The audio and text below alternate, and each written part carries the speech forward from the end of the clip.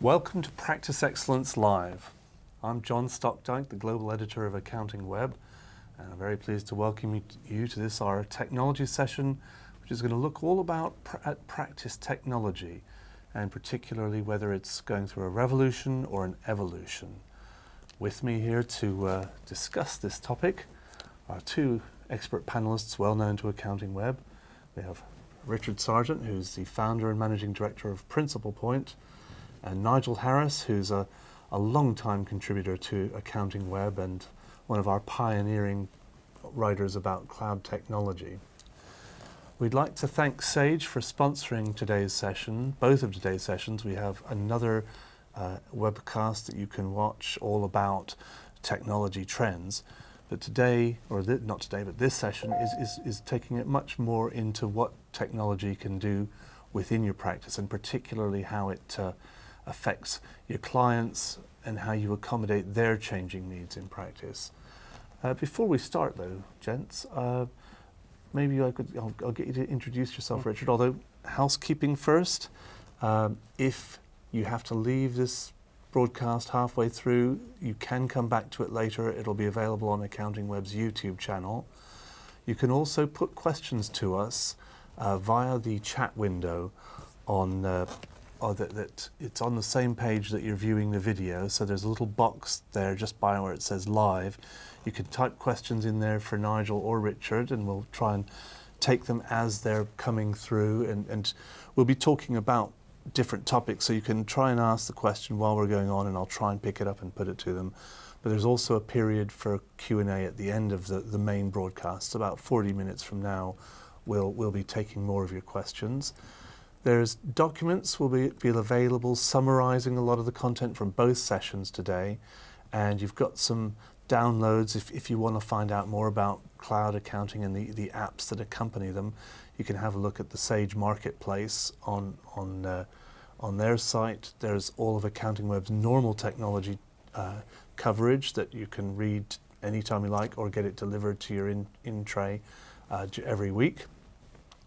I think that's most of the housekeeping, and that's it really. It's 40 plus minutes of big time tech talk.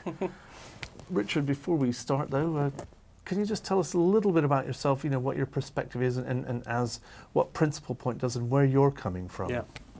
Okay, so I've been working for about 14 years in and around the accounting community as a managing director of one of AccountingWEB's sister businesses, mainly on the marketing and content side of technology. So really looking at how firms are communicating out using tech, but then latterly it's about how you put together propositions and then communicate those out to the marketplace. So I've always been very interested in that relationship between technology and cloud in particular and the services that you're offering to clients. And Principal Point now offers specialist business development and insight.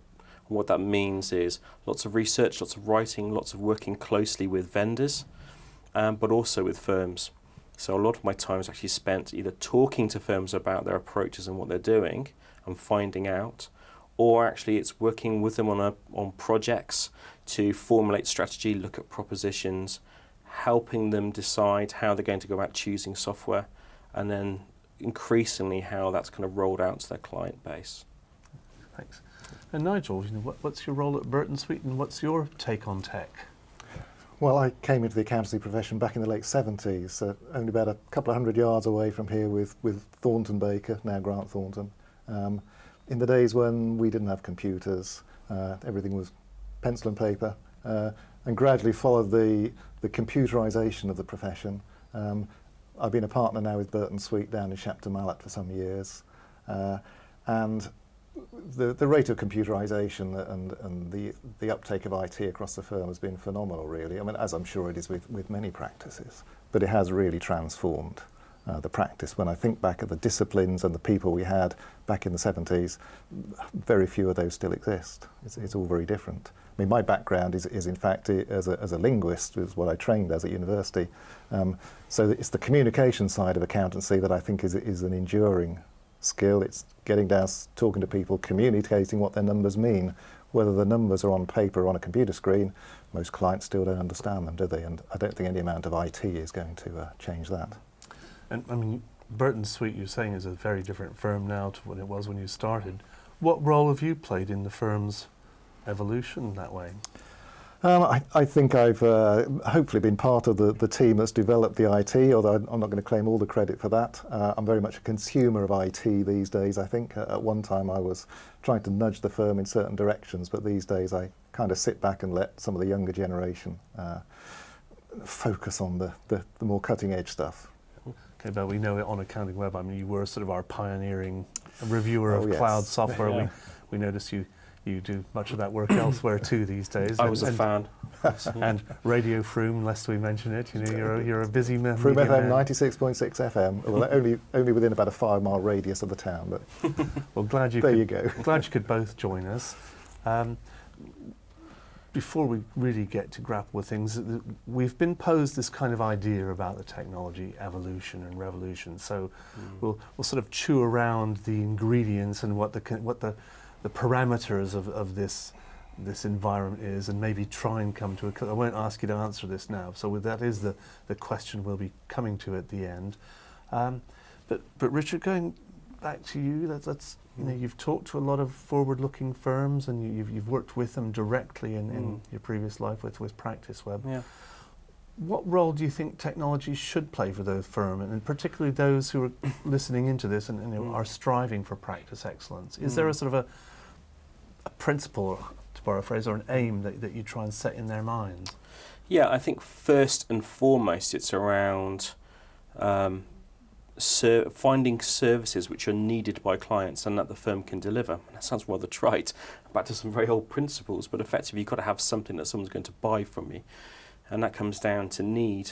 What concerns me about quite a few firms is that either the software choices come first. We're going to choose and roll at X, and then we're going to work out what we're going to do with it afterwards. Or it's left to some enthusiastic individuals within the firm to kind of try and make hay, and then through osmosis kind of filter it through to the rest of the practice. I suppose my philosophy, if you will, starts at the point of trying to gain consensus around policy. And what I mean by that is that I think to talk about it as a strategy actually might be a bit too much, but to make sure the firm as a whole understands what its approach to technology is, and then how that directly benefits the firm and directly benefits the clients. And I think a little too much of that has just evolved over time. And given the advent of some of these ingredients we're talking about here, I think it's coming into sharp relief. And you know, some of the cracks are starting to show. And ultimately, I think the role of technology now is to support clients in an increasingly digitalised work, not least because of some of the compliance requirements, which I know we'll come on to talk about, but also actually because the way that the firms have to operate themselves.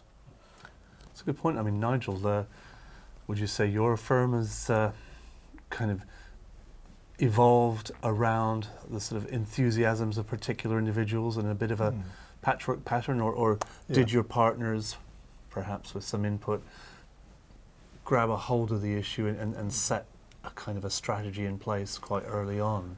No, very much the former, and I think it's the nature of a firm with 7 offices, 9 partners, 100 or so people. It's just so difficult to get everybody on board and to move the tanker. You know, we've got a huge investment in IT and infrastructure. When something new comes out, you can't suddenly switch over. So we always look very, very enviously at the new sole practitioner who's able to set up with all the latest technology and can make decisions overnight, suddenly switch from one package to another, whereas it will take us months or years to do the same. So it has been a gradual process, and I think in some ways we're stronger for that because we've been able to take our time, look at what other firms are doing,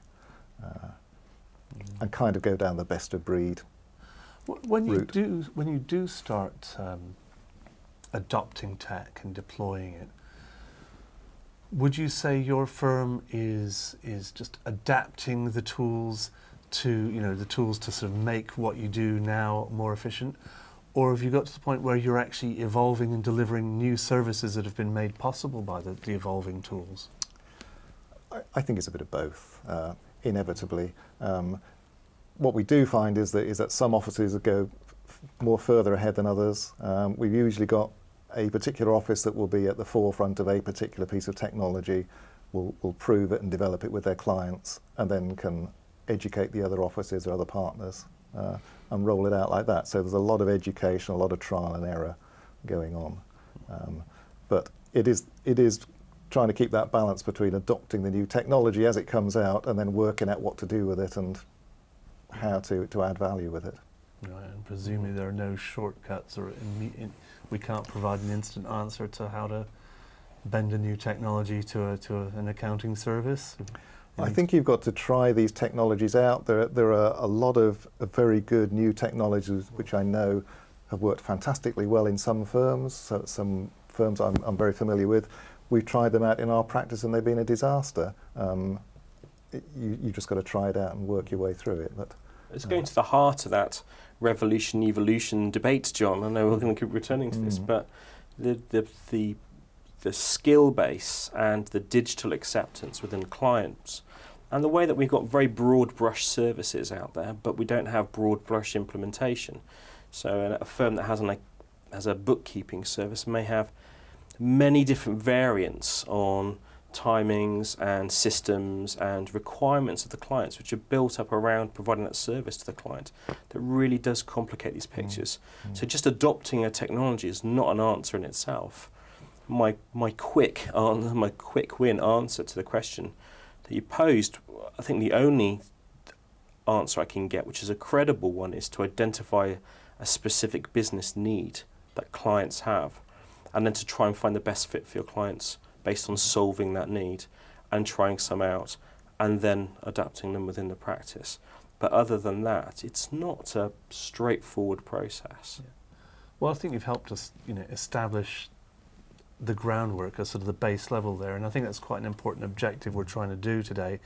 Is, I talked about this in the early one. It's kind of find a mindset, an attitude to tech that you can sort of inculcate and spread across the firm. It's just it's tech. You were talking about a little bit of an experimental approach. Some isolated, controlled experiments. Does it work? Doesn't it?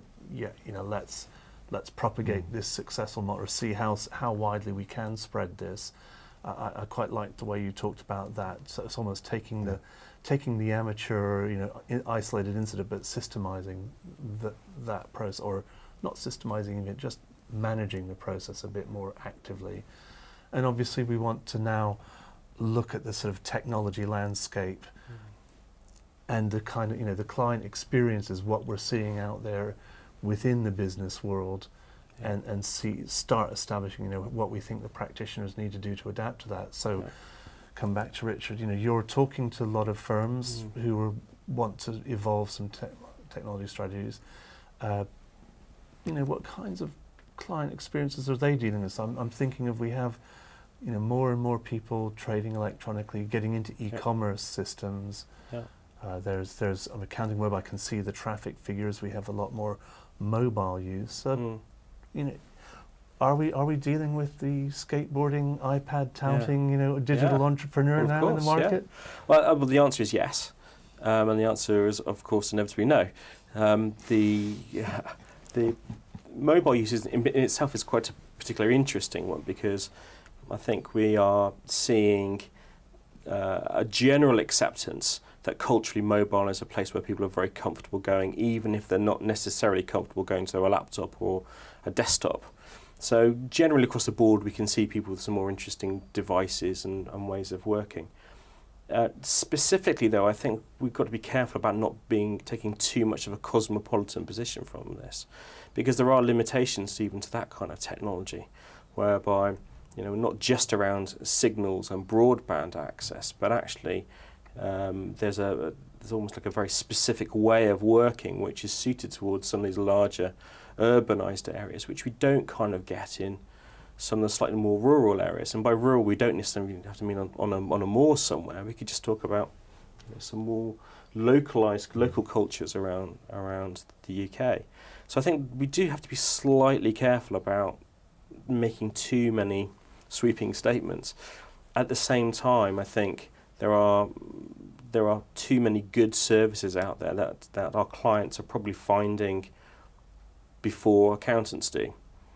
So they are, if you're a business owner and you're having to think very agilely and you have an entrepreneurial, inquisitive spirit, actually you'll find good tools to run your business. And increasingly those are cloud-orientated tools.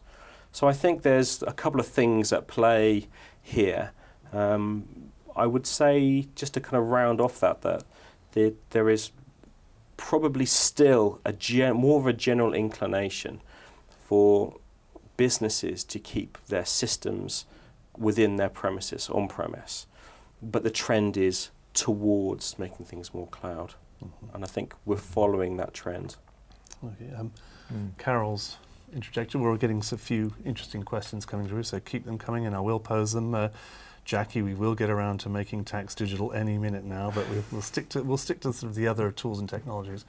But I think Carol's question was links onto this, the degree to which firms kind of can impose solutions on their clients. But I'll keep that in mind. But at Burton Sweet, you've come to us from Northern Somerset, so you kind of have a mixed client base. How would you characterise the sort of digital sophistication of the clients you're working with? It's almost entirely proportionate to size. So if you were to describe the size of a business, I could tell you almost certainly what software systems they're using, how they're organised, and clearly the larger the organisation, the more computerised, the more IT savvy they're going to be. Clearly with some exceptions at the low end where they're already IT contractors or they're really into their IT. But at the top end, they're all very computerised. In the middle, they've generally got some sort of desktop or cloud solution. At the bottom being smaller businesses, majority probably have nothing at all. It is still the carrier bag, the handful of receipts. So it is the whole range. I was hoping to ask how you accommodate those changing digital habits within your client base, but I mean, it's Carol's point was, and we're beginning to the elephant in the room is beginning to assert itself. When push comes to shove, and maybe people do need to file quarterly online, I mean, will you kind of take the position of dictating to them what they do use? Well, I wish we could. We still have no idea what the software and the solutions are going to look like. In an ideal world, yes, we would. But having said that, as a firm, we've not gone down the route of supporting one particular piece of software. Yes, with desktop and cloud, we probably have our preferences, but we're happy to accommodate anything. There will be smaller firms that say we only deal with X or Y software, but we're much more open. We'll take anything. We're happy to work with software that we hate if it suits the client's needs. Now, if it's something that doesn't suit the client and they've just accidentally fallen upon it, then we will encourage them and explain to them why they will be better off with something else. But we won't turn clients away if they say we only want to use X software, he says, without naming one. Mm-hmm. Yeah. You can name software, you know. I would say that what Nigel describes is a very common pattern. The interesting thing around imposing solutions on clients is that actually I think that certain kinds of software suit certain kinds of clients, and it's not just a case of what clients prefer. It's actually what's the best fit. Which concerns me a little bit when you see some single house providers who have already kind of harmonised around one or two providers. That concerns me a little bit. The flip side of that is they'll attract people who can work in that kind of way. Although Jessica Pillow is watching, hello Jessica, and she pitches in, she says a lot of clients actually maybe appreciate being, let an experienced advisor tell them the best solution for them. That is a way of delivering a service to the client. And I think increasingly the technology, the advisory part of what accountants do will start with technology. It will start with the, hello Mr. Client, how does your business run? What do we need to get out the end of it? These are the systems that we recommend. this is the way that we'll set it up. These are the accountancy services that we would like to offer you, and this is the ongoing advisory service that we'd like to carry. And I think that's the way that more of those services will start to, and technology will kind of integrate as time moves forward. I mean, the unspoken shadow that I was talking about is this thing I've kind of listed on our agenda as online compliance, and it will be the great leap forward of making tax digital. But it is worth pointing out, actually, this isn't that new. I mean, we've already, digital by default is a planning principle HMRC's had in place for 5 years.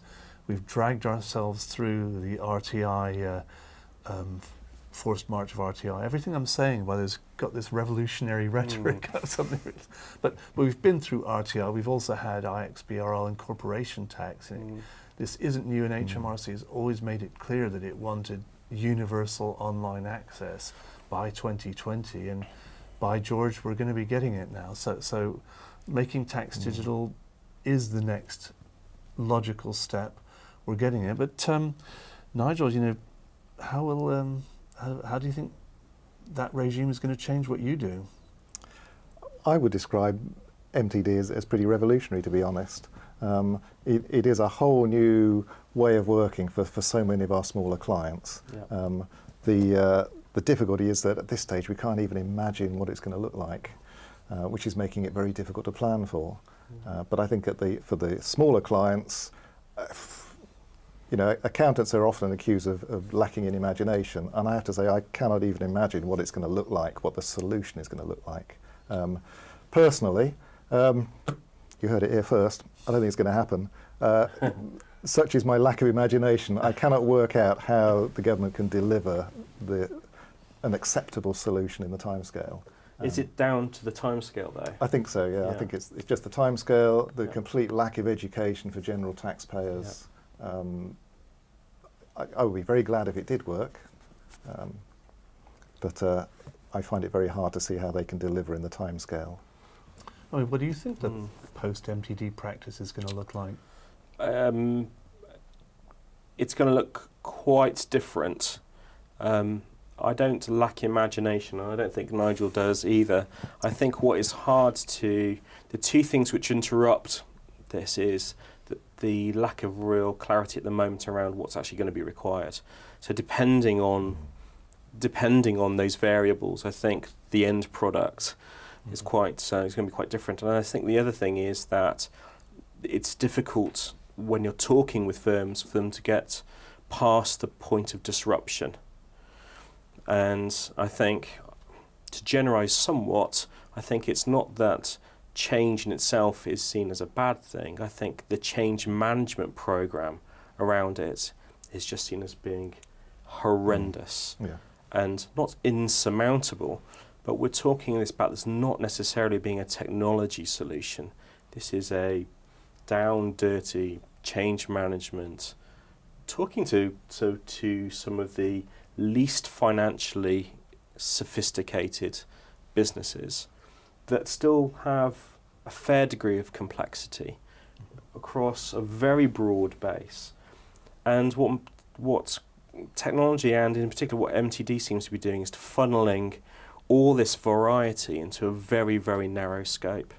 And I think that is, it will require not just technology conversations internally, but it will also require some very unwelcome conversations between practices and their clients about how their financial administration is handled and how they're going to have to change. And I think those whole series of those whole programs of change, I think are going to be time consuming. I think they're going to be expensive, and I think they are going to cause additional expense for things like, well, a common one is I hear people saying they're going to have to recruit more staff to actually do some pretty low-level work. So the flip side of can we find out maybe what practices? You don't know the outline yet, the details not there, but are you already? Have you got a change management program in hand for making tax digital?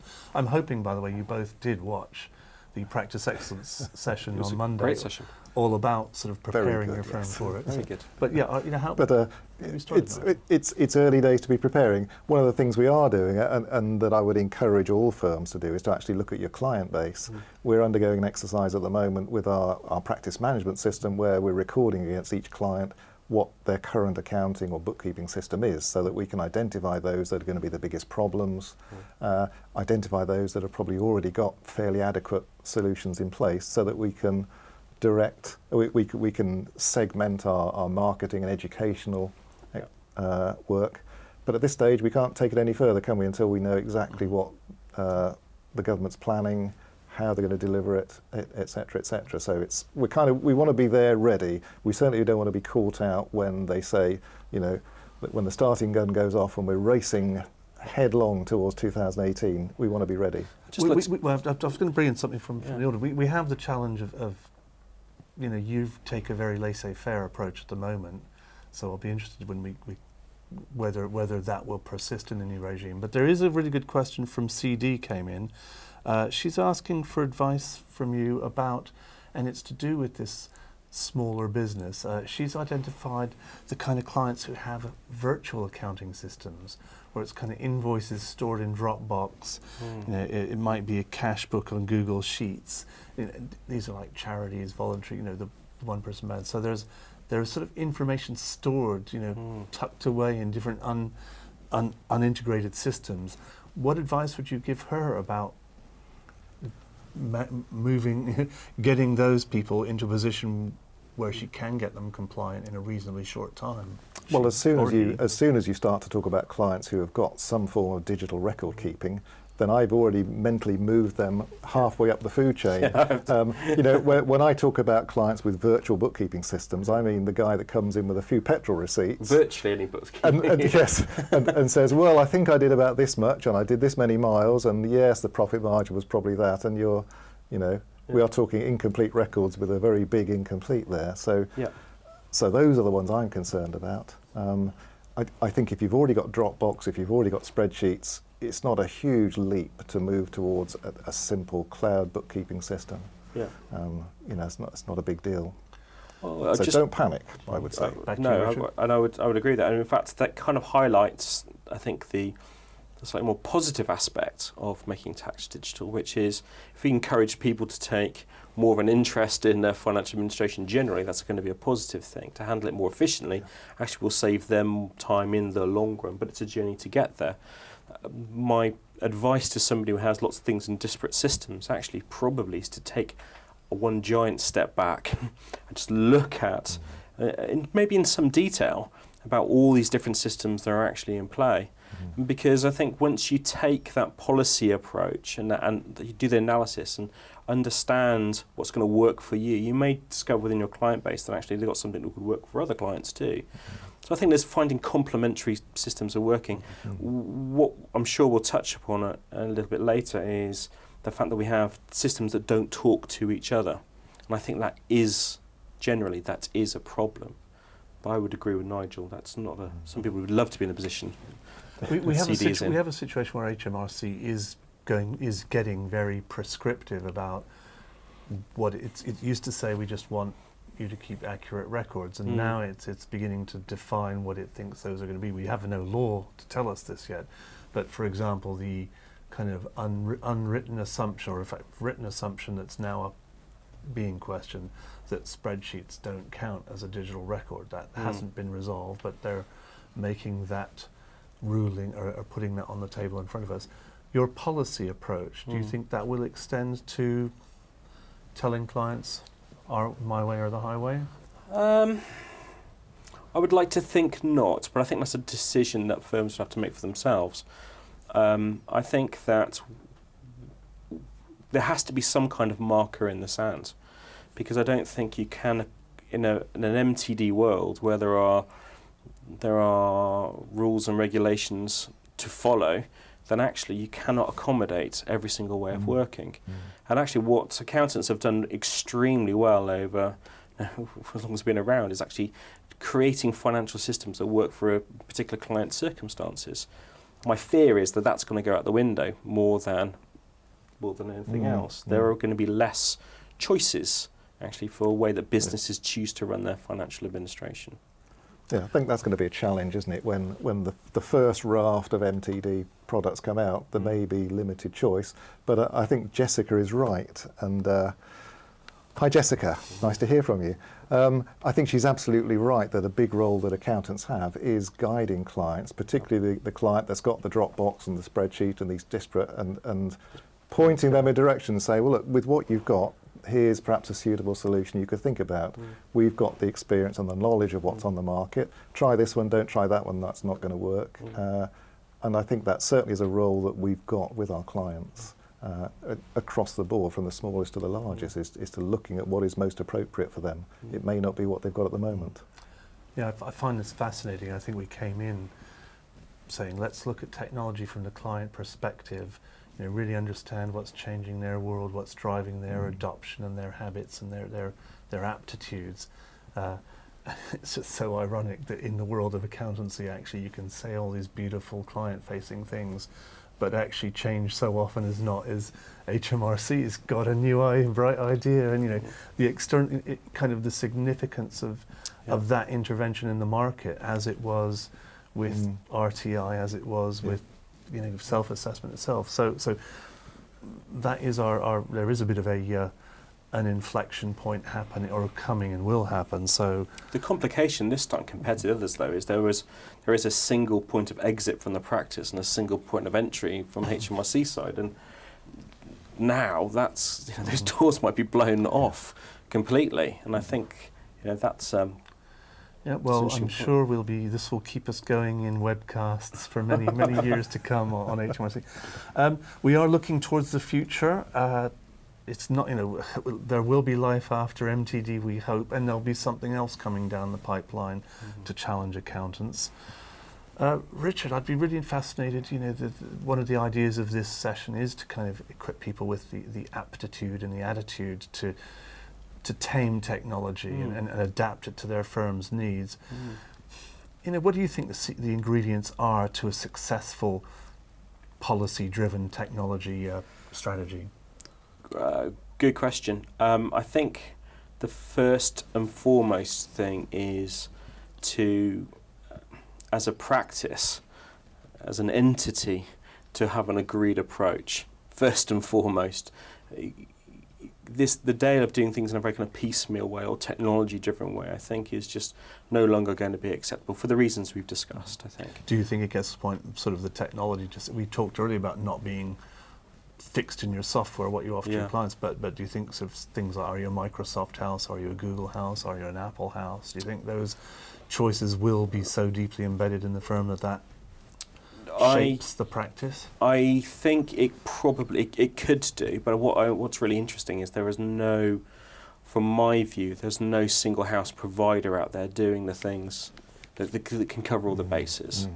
One of the issues that we have with technology is that actually there is a difference between the data collection aspect and the client insight piece, those kind of client owned tools, and the internal workings of the practice. So it's quite difficult actually to try and get that final set of accounts without doing some kind of manual pull and push, as an example. So I think to talk vendors for a little while, I am quite surprised that there has been so little action. And I think it leaves the market open actually for somebody to come in to act as that conduit piece. So I wouldn't be surprised if we saw more online practice management software, for example. Yeah. I mean, I've been waiting for that for years, to the point of some embarrassment, but there are some out there, and there's some good ones coming up. To give the bigger vendors like Sage a bit of a break, and I know I've talked to their product development people, and they aspire to be a lot more innovative and focus on developing, their tools to fit their needs of their practice clients.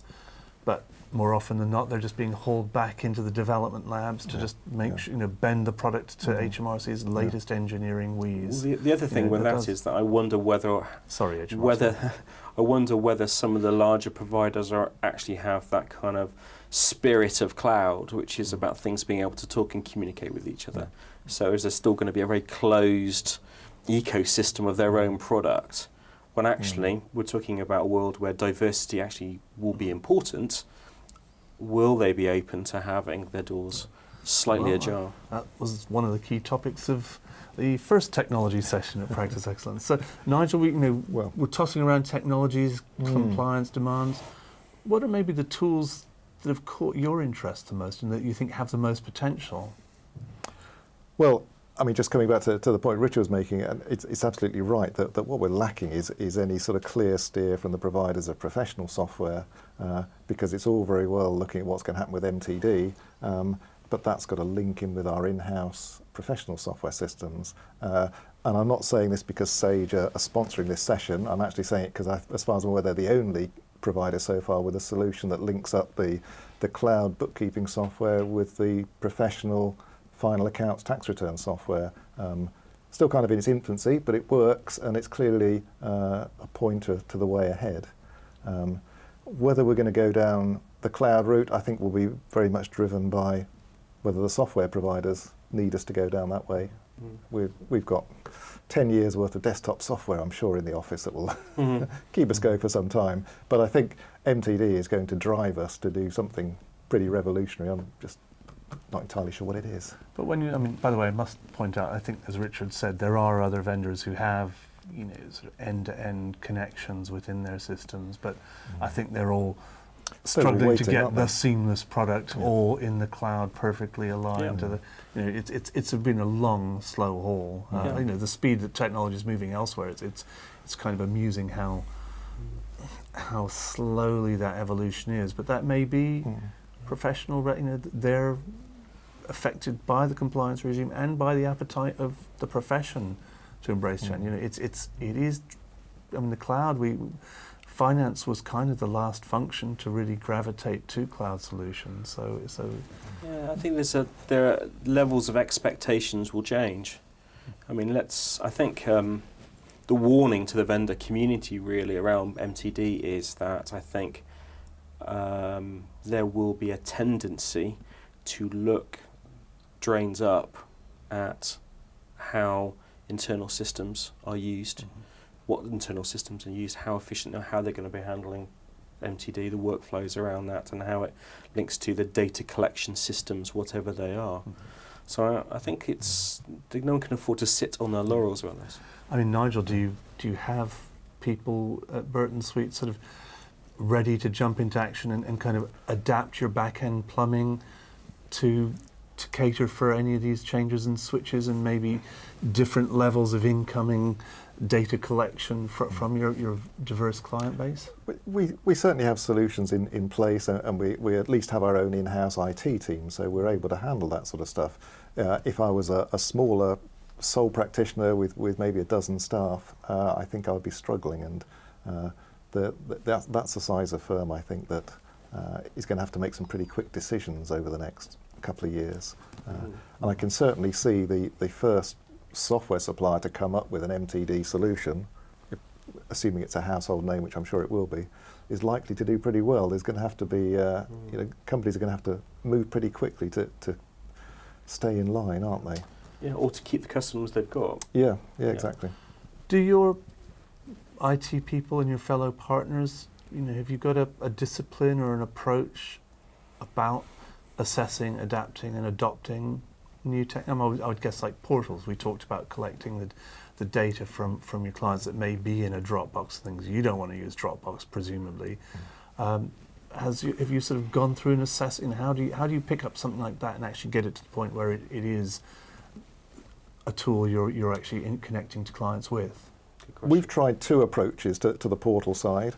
One was we've got an intranet, we've got more SQL servers than you could shake several large fists at. So let's develop our own. In the end, it's just easy to buy one in from one of the main professional suppliers. But the interesting thing with portals, to this day, amazes me, is that we are concerned about data security. We're the ones that are concerned about portals. I have clients very ready to email me a colour scan of their passport and their bank statements and unencrypted copies of their P60s and things. So the whole issue of data security, I think, still hasn't happened as far as our experience is concerned. Clients are very happy to have almost anything exchanged by email, whereas we're trying to encourage them to go down the secure email portal route. The thing I thought was possibly quite illuminating, you said though, is you and your in-house team, sort of, there's all these sort of embryonic experiments to get things sort of try and test the idea out. I mean, and I think we heard earlier about the virtual accounting people. These are small businesses trying to string together their own solutions. Was quite interesting, having maybe gone down that route a bit to the point where you realise, actually, I shouldn't be wasting my time doing this. You probably do get quite a good idea of the, the restrictions and where the problem points are. So it may be a bit of a wasted time, but you've probably, the experimental approach may at least give you something to learn from what not to do. Exactly, and in fact, that's one of the joys of cloud software. In that with desktop software, you couldn't really afford to experiment and play around. You'd need another SQL server, you need another SQL license, you've got to do the training. Most cloud software, you can get a 30-day trial. Even if you sign up for it, it's £20 a month. There's no fixed term contract. So number of packages we've signed up for, we've trialed them, we can try them with one client.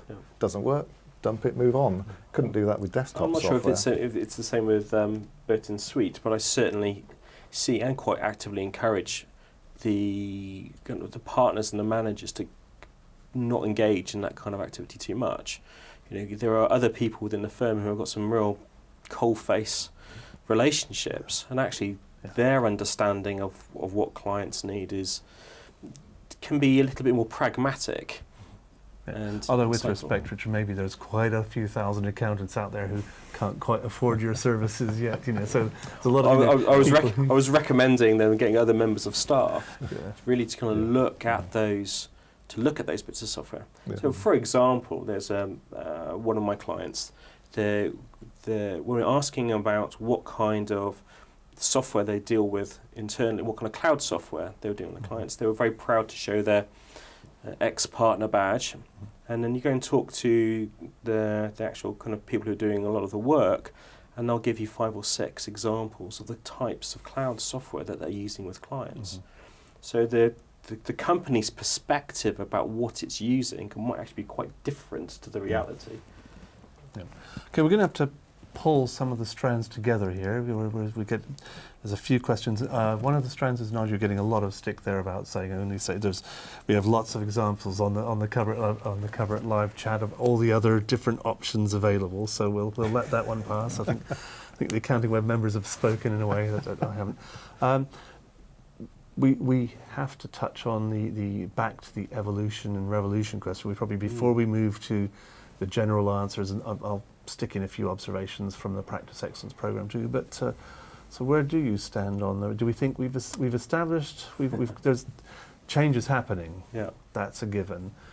Do you think within the practice realm it amounts to a revolution, or will amount to a revolution? Yes, I mean, I think we'll all deal this in a slightly different kind of way. But if to be slightly contentious with our esteemed panel, I would say that actually technology is where the revolution has been, and what we're seeing is lots of evolution by practices and their services and their relationship with clients to that. So I think my starter for 10 would say it was that way around. Notwithstanding that there are some quite revolutionary approaches out there as well. But I think this is more about adapting and thriving to the new situations and opportunities. Nigel, what about you? Are we? I take the exact opposite position to Richard on that. Really, I think the IT development is very much evolutionary. We've seen them move through from back when I came into IT with the twin floppy disk machine to the hard disk revolution, which is what we're living at the moment. Now, logically, we're moving into the cloud and that sort of thing, and we've got these new technologies. But what is revolutionary is MTD. I think is revolutionary. I think it needed somebody at the level of government. I've been saying for some time that cloud. I think I said it on AccountingWEB. I said that cloud wouldn't really be embraced properly until companies like Google and Microsoft got behind it and basically drove everybody to use it. And of course, MTD is the ultimate solution to that, isn't it? It's the government saying you've got to go down that route, and that in conjunction with things like the digital tax accounts It doesn't seem that long ago that I was at a tax software demonstration where I was being demonstrated a scanning technology that could scan P60s and things like that. And then the P60 data was automatically put into the software. And at a stroke, the revenue said, you don't even need to do that, we're going to put it in for you.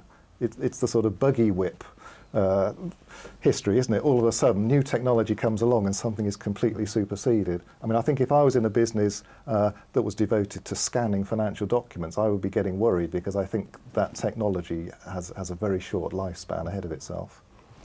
Okay, well, you're getting a bit of a challenge there from the AccountingWEB members. Is they're very much on the evolution side. I guess these are people of evolution of generally practice technology. I don't think they're not saying they're saying no revolution on either side. There's 22%. It's shifting around back down to 22%. Think it is a revolutionary situation. I'm trying to find a consensus here. I think what we're seeing is I'm very relativistic. Yeah. I think it's from where you start up, where your attitude is and where your starting point is, whether it's revolutionary or not. I mean, I think what cloud does to the accountant-client relationship, is very profound. Most practices and most people watching this probably have already got into that pool, and if you've done that, I think even with making tax digital, it's just you've got a framework for dealing with your clients, dealing with the government. You've got the potential to connect up fairly seamlessly, whatever shape the system comes. I think if you haven't made that, it's almost like the mental adjustment. Begun to think, you don't. It's not the bags arriving. It's not the floppy disk exchanges. It's I'm going to work with my clients on their accounts in the cloud. I think this will be quite a frightening and shocking revolution, and I think the MTD just turns the screw on the timetable for you, and we'll just add to the pain of the transition for you. So that's my wishy-washy, trying to keep both of you happy. So we're taking questions from the floor. That was we've settled down perfect Pareto rule. It's now perfect 80-20 balance between our audience. I promised something that we'd try and bring in some insights from the Practice Excellence program, because all our awards we've been running for 6 years, what we've done, and one of the winners, Linda Fryer from Colesko, complained about is every year what happens, we just give away all her best secrets. And that's kind of the idea, Linda, and we thank you for that sincerely, because we think as we learn about best practices elsewhere, if other firms can see the benefits and power of becoming more client-focused and adapting, your practice in different ways to them, everybody benefits, the profession as a whole, and clients. And it's still hard to do. It is still hard to do. So what we found there's kind of a pattern that we have seen over the past 4 or 5 years, and it's not technologically determined, but cloud is in there. It's pretty much a given for any firm aspiring to practice excellence. And a lot of the better performing ones, they have done the thing. They've stepped back. They've really thought about what kind of firm they want to be, what kind of niche they want to serve. They've gone through a lot of training and even recruitment. Their sort of talent strategies often change. If people maybe who didn't adapt to what they want to if they're going to go down the advisory route, if they've got people who aren't really with it, they'll come to a parting of the ways. I mean, Burton Sweet, I can't disclose anything. We don't give away too many secrets. But I've seen the odd entry. But does that match your experience? Have you had that sort of big partner gathering, and you made a decision and decided to have a policy? Not yet. But I think MTD is going to probably drive us in that direction. We've been very happy to let everybody do their own thing within constraints, because that enables us to support the widest possible range of clients. Okay, and then finally, the last sort of digital piece of the puzzle is those firms who have kind of done this over the past, they've probably done it 3-4 years ago now. They're now using all these digital tools and CRM to market. It's all outward going now, and grow and quite high rates of growth from the firms who have made the transition. So don't be left too far behind. No. The other thing, I've got a question for you, and I have my own little secret answer up my sleeve, but it's when you see and hear of a new trend, when do you start paying attention to it seriously? Do you wait till clients are knocking on your door before you dust off Google or go undercover and start researching these tools, Nigel? It is a matter of seeing it in practice. So some of this technology we use personally or we use within the office. But yeah, some of it is coming to us from clients, and I think that's really where the whole cloud thing has taken off. For many years, cloud vendors were trying to get accountants to sell it to their clients, but it's really only clicked when clients have started coming to us saying, I've seen Xero or QuickBooks Online or something, is this any good, can I use this? That was reinforcing Richard's point that sometimes the clients now are more digitally sophisticated than the practitioner. What about you, Richard? I mean, the radar, how would you advise practices calibrate their radar about technology trends? Well, I think there's two parts. One is the demand-led piece. So identifying a business challenge that you have within the practice or that clients have, and then looking to see if there is a solution. And I think that's one approach. And the second approach is that I think it's just about having a certain kind of natural curiosity. I think what I've noticed about some of the more progressive firms, the firms that kind of appear in the Practice Excellence program actually, is that those that are already quite process driven and quite cloud orientated have a natural curiosity, because it's almost like a self-propelling thing. Once you start entering into that world, you want to see if this can be made better, if clients can do this better. So I think, but the good ones, and it just comes out so clearly, are really they're adapting those tools to the client needs, and they're sort of taking the pain out of the clients' lives, and if necessary, training them and educating them. I mean, I think this kept cropping up in making tax digital. The biggest challenge is client education and aptitude. The fact that a lot of these people just do not have the skills to keep books to the level HMRC is just blithely expecting to arrive on their doorstep. I mean, it's interesting, the person who won the Technology Champion Award, I mean, what was really interesting about their solution wasn't that it was particularly revolutionary. It was just the application to solve one of the biggest problems that the profession has, which is around collecting data around tax return season. I mean, what a perfect example of a internal problem and a client problem, and how technology can be deployed to try and it made the client's life easier, but meanwhile the firm has just suddenly benefited, taken a huge roadblock out of their process flow. That's true. I think if there's a lesson for us all to learn is that it's down to client services. I think if you're a firm that's still talking about the cloud, you've been left behind by the people that are talking about client services. The whole deal is about data and what you do with it. Cloud is yesterday's floppy drive, hard drive, but it's what you do with the data, how you communicate with the client. That's the thing to focus on. Recruit a school leaver to sort out your IT for you and just focus on the client services. That's what I'd say. Nigel, I'd like to put this one to you from Jonesy. He's saying, when are we going to see more software reviews on AccountingWEB? He addressed it to me, but I was like, Nigel, we used to... The problem with the cloud software was that it was coming out faster than I could possibly review it. And then it would be updated. The trouble with the cloud is it's updated continuously. It's out of date as soon as I've written the review. I would say that they were good. Yeah, I will do more, okay. We do struggle under your legacy, Nigel, because the other thing that we found is, of course, you turn away for 6 months and the things just changed completely under life. Exactly. So it is painting the Forth Road Bridge, Jonesy. Absolutely. But it's one of our highest priorities. So really keen to invest heavily in that next year. And maybe that will lure Nigel out of his lair in Shepton Mallet to come in. The added complication these days is that you have such an extensive array of additional, they call it in the add-on community, which I think is somewhat patronising, but there's a much wider ecosystem of businesses and things to look at. Okay. Again, we've employed somebody to do that for us, to actually research them, to tell us which are the ones we should use. We can't do it ourselves.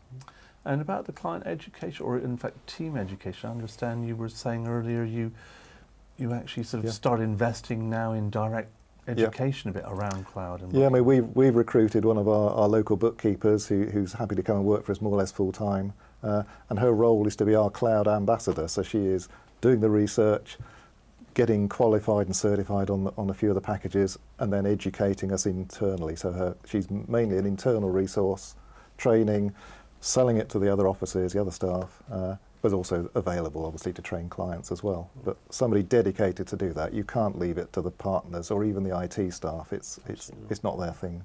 So Nigel, you've left us this legacy of sort of detailed cloud insight into applications, which we'll carry on, and the need to educate people. I think we'll start winding up now. I'll thank the boys in a minute. Well, before I go there, I'd like to pass on one thing that I use within the AccountingWEB team. And I mentioned it in this morning things, but it's to answer this idea of when do you start paying attention to it.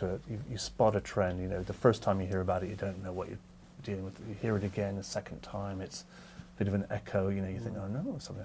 And the third time you hear about something, I respond to think this was a trend I must investigate. That's my own personal radar. But that actually happens on a huge scale across the whole technology industry. And so Gartner, the Wall Street analysts, have actually devised this concept they call the hype cycle. It actually gives you a sort of every single technology pretty much follows this pattern of they have a technology trigger. Somebody is now able to do something new, and it shoots up creates this great wave of interest and hype. And people like me start writing about things. Eventually people start buying it and discovering it's not really, in software terms and business technology, that classic thing of giving you the data you need to make better business decisions. They were promising that in 1946 and we're still waiting for it to be done. They're still promising it 60 years later. So the inflated expectations from the hype eventually lead people into like this trough of disillusionment.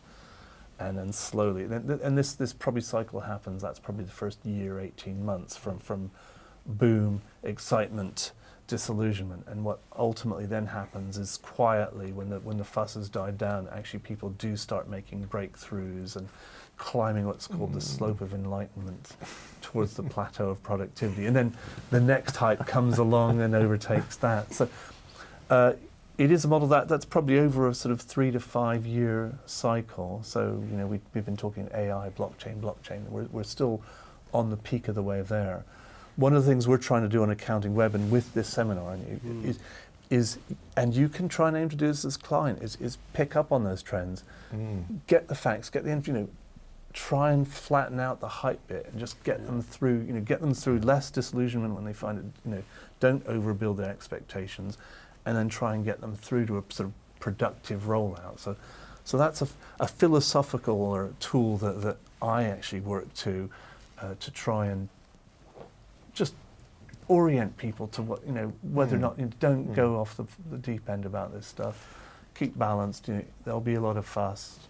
Don't worry too much, but keep an eye on it. I think the interesting challenge with the cloud is, of course, that curve is going to be a lot narrower. Is that the right word? That software is developed so much more quickly, it can be adopted so much more widely because it's promulgated online, that probably the speed with which you reach that plateau is going to be much quicker with software that survives anyway.